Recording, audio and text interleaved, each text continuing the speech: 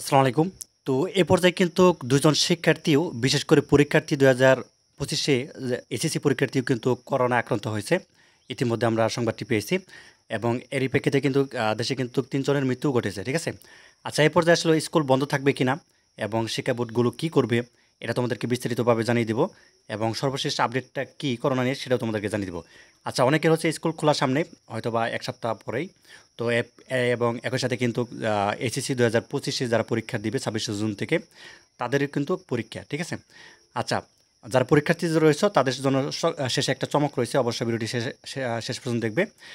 এবার বলি আসলো গতকাল যেটা দেখতে পেলাম বেশ কিছু নিউজে এবং অনেকটাই সত্য যে ২ জন শিক্ষার্থী বিশেষ করে যারা পরীক্ষার্থী, ঠিক আছে? মানে এইচএসসি মানে উচ্চ মাধ্যমিক পরীক্ষা দিবে ২৬শে জুন থেকে।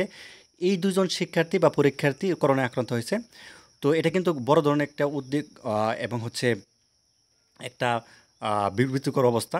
কেননা পরীক্ষার্থী মানে কয়েকদিন পরে পরীক্ষা সে এ সময় আসলে করোনায় আক্রান্ত হয়েছে এবং নতুন ভেরিয়েন্ট কারণেই কিন্তু এরকমটা হচ্ছে।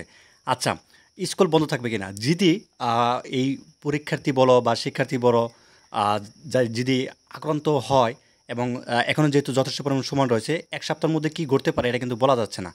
যদি এটা বেড়ে যায় আরকি, ঠিক আছে? তাহলে তো স্কুল বন্ধ থাকবে বা হচ্ছে পরীক্ষাও পিছিয়ে দিতে পারে। যেকোনো একটা উপায় বিকল্প পদ্ধতি আসলে পরীক্ষা গ্রহণ করতে পারে।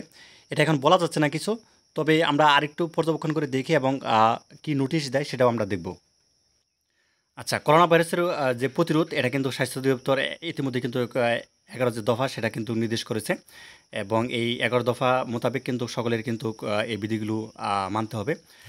আচ্ছা, এর প্রেক্ষিতে দেখা যাচ্ছে যে স্কুলের যে বন্ধ বিষয়টা এটা তো বললামই যে যদি বেড়ে যায় তাহলে কিন্তু স্কুলটা বন্ধ থাকবে। ঠিক আছে?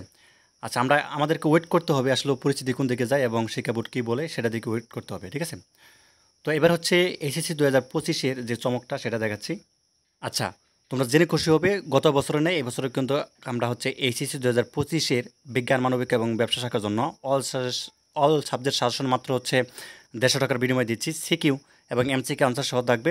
পিডিএফ আকারে তুমি হোয়াটসঅ্যাপ এই মধ্যে কিন্তু সহজে নিতে পারবে। একেবারে শর্ট সাজেশন, ঠিক আছে? ১৫০ প্লাসের মতো তোমাকে এমসিকিউ দেওয়া হবে। তো এখান থেকে কমন পড়বে। আর যারা নিতে চাও যে নাম্বারটি স্ক্রিনে দেখতে পাচ্ছ এই নাম্বারটির মধ্যে হোয়াটসঅ্যাপ ইমো আছে।